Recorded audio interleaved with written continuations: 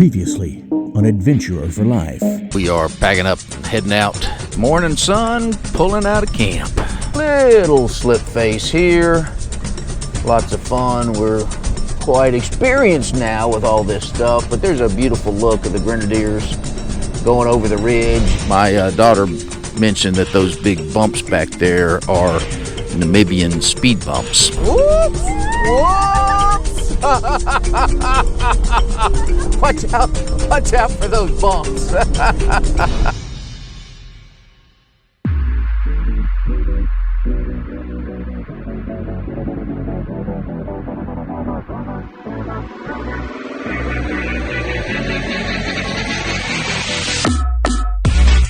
Hello, hello, hello.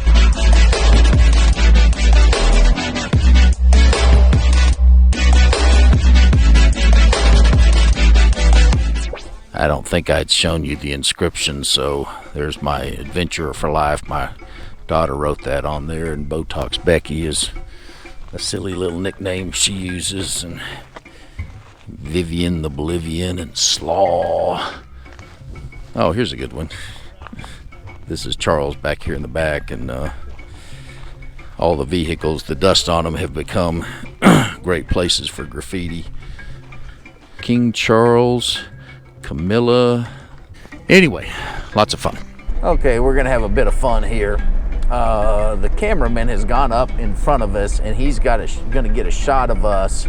We're kind of like in a little A shape here, so I'll go back, and there's my wingman, and then over here is my counterpart, and then we're going to... Anyway, this will be fun. Yeah, so we're fooling around with this, trying to get this video of for the camera guy, and it's not working out very well. He's expecting a level of perfection or driving ability that we probably don't have. So it's gotten a little gravelly. So we've been riding across, a little bit rough, but we had the Namibian graffiti and the Namibian speed bump and Namibian something else, and now we've got the Namibian street sign.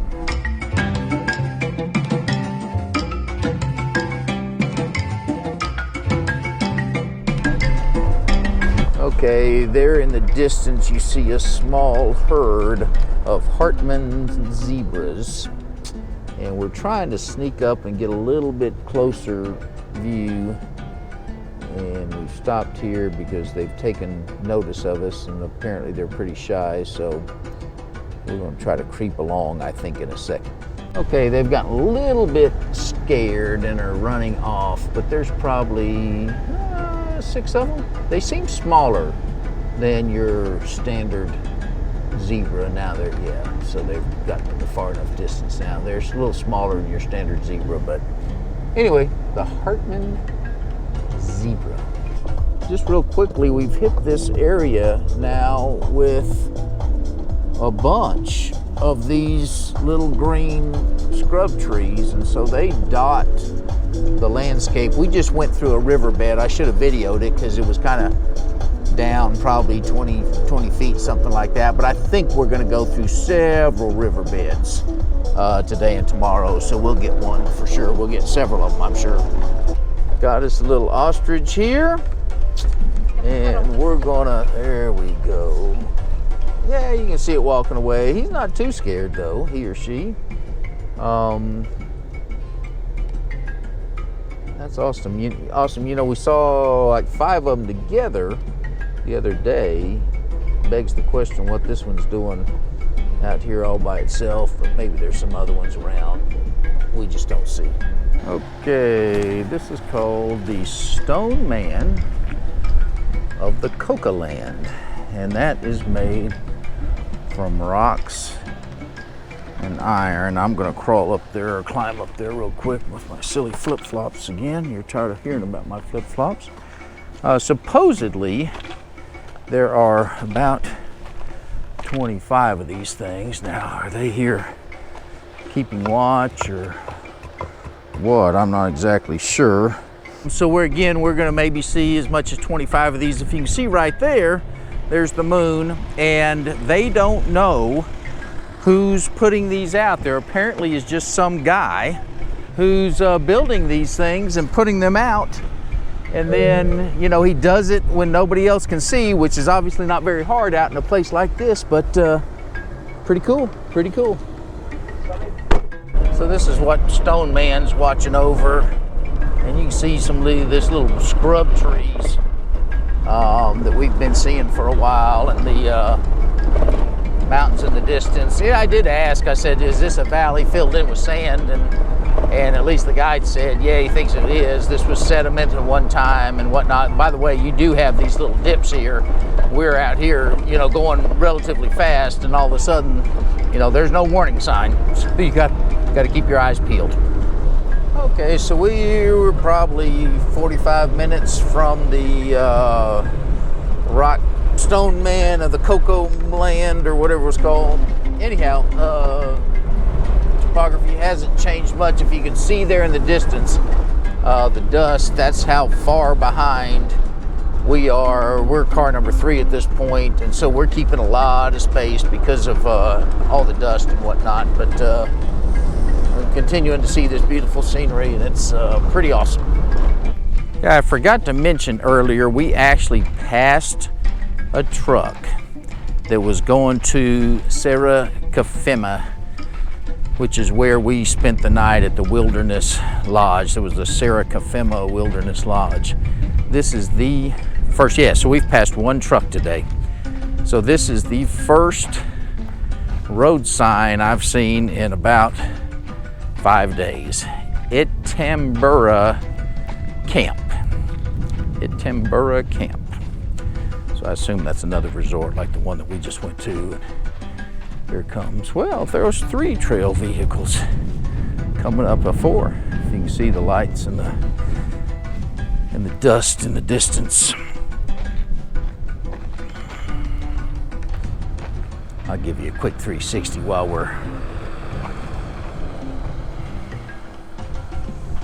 By the way, as far as the makeup of our group, I think 4 groups or 4 couples are from the U.S., if I didn't say that before. 1 from Wales.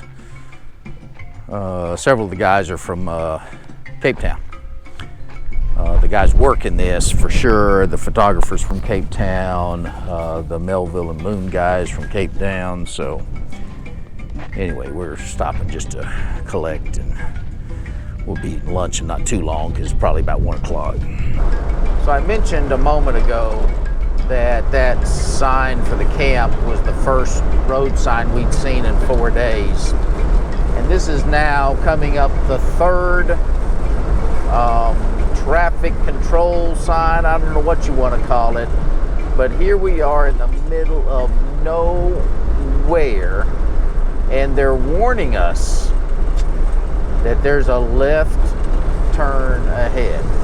That is, I mean, that is government money at work for sure. The Namibian tax money is going to good use for all of the traffic that's out here. I guess the reason maybe it's there is because you can tell this road is actually a road. Somebody has quote unquote built this road, and that pretty much started at that camp sign that we saw back there. So that must be what it is. But from what we've come from over the last 4 days to seeing a road sign, you know, to tell us that there's a left turn coming is pretty funny. We are cutting, you know, getting along pretty well now, 50 miles an hour, and it's about 90 degrees right now, 1:15 in the afternoon. All right, we've run across another one of these stone men, and this one is in the thinking position, and these things are numbered but not in sequential order or whatever. And this one is supposedly, the other one we saw was number 4, and this one's supposedly number 22, but I don't see where, oh, there it is, right there. He's number 22. This is the Stone Man. That is really, really, really cool. So again, whoever's putting them out, they don't know who he is. There's been some sightings, but no one's ever seen them put the Stone Man out. Same topography that we have seen. Okay, so this one is just in a seating position, and I didn't realize this earlier. It's numero 10. Just resting, going to 1. I think this one, the sun is getting him. Sorry about that. He needs a little sunshade, I believe. Now he can rest with a little bit of shade on him. Pretty cool. I'll give you a 360 real quick. By the way, we actually saw a stone road sign that said heading to Puro or something like that a little while ago. So I think we're getting into some town or some other area with some actual population. We'll see.